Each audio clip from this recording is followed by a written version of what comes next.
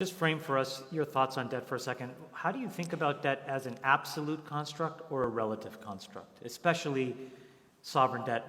There is a U.S. debt, but then there are also every other 182 countries who have a ton of debt. And so how do you think about debt to GDP relatively and in absolute terms?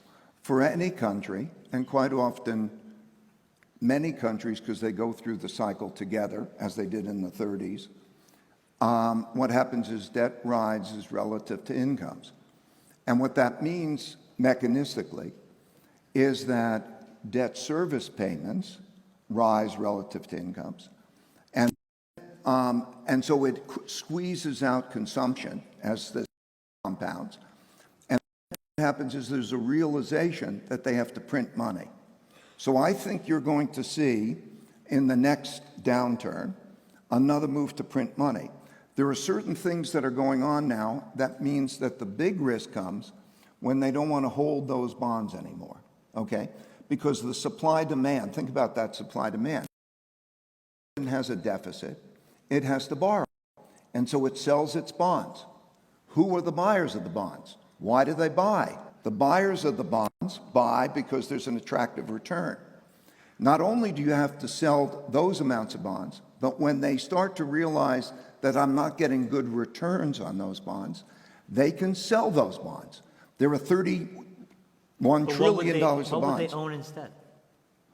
They always own tangible things, and those things can also be, it could be equities, it could be many other things.